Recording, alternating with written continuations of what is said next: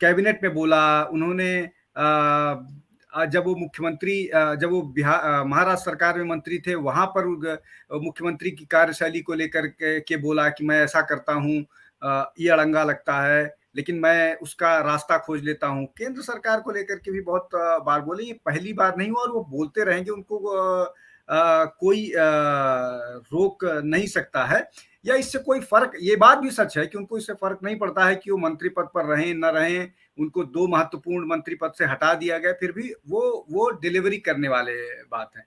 अब आपने मुझसे नीतीश के बारे में कुछ नहीं पूछा, लेकिन चूंकि विषय दोनों है, आप कहिए तो मैं नीतीश पर भी जवाब दूं या गडकरी पर? जी जी जी। हाँ, आप बात पूरी कीजिए अपनी।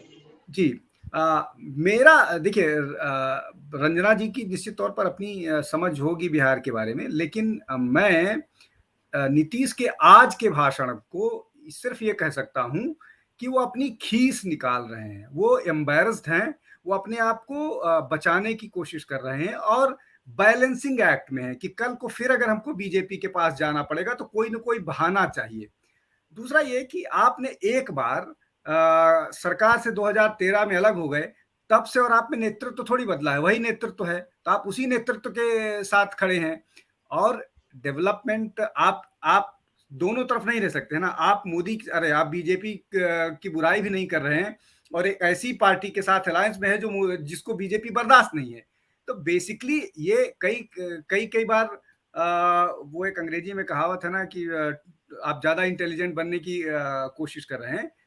बेसिकली आपके हाथ से, आपके पैरों के नीचे से जमीन निकल रही है, इसका आपको एहसास हो गया है और आप फिर एक मौके की तलाश में हैं, लेकिन वो मौका आपको मिलेगा कि नहीं मिलेगा, लेकिन आप गुडी गुडी रहना चाहते हैं, आप बीजेपी के साथ भी गुडी गुडी रहना चाहते हैं। आप मुझे ये बताइए, जब एक बार बीजेपी की नेशनल एग्जीक्यूटिव के बाद नीतीश कुमार ने लंच कैंसिल कर दिया, लंच या डिनर कैंसिल कर दिया था और वो मोदी के विरोध में किया था, बाद में उसी मोदी को आपने स्वीकार किया ना।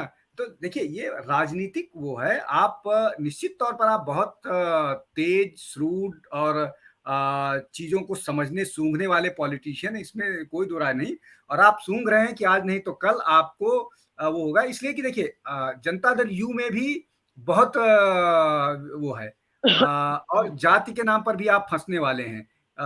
1.5% वोट लेकर के आप चुनाव आप नहीं जीत पाइएगा, और उस 1.5% में भी अब आरसीपी सिंह और बहुत सारे नेता शामिल हो गए हैं।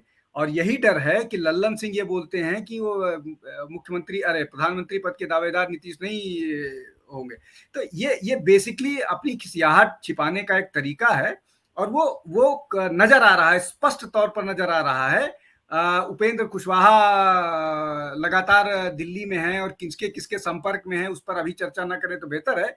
तो ये ऐसा आरसीपी सिंह की खबर उनको थी तो क्या उपेंद्र की खबर नहीं होगी? और उपेंद्र से उनकी कभी बहुत अच्छी रही होगी, लेकिन जब एक बार अलग हुए थे उसके बाद मजबूरी के कारण जरूर उनको स्वीकार किया गया है, लेकिन वो तालमेल जो मन का जो गांठ रस्सी कट जाने के बाद जो गांठ पड़ने वाली है, तो गांठ वाली स्थिति बरकरार है। तो ये बेसिकली एम्बैरेसमेंट को बचाने का तरीका मुझे लगता है कि कोशिश कर रहे हैं। जी नितिन।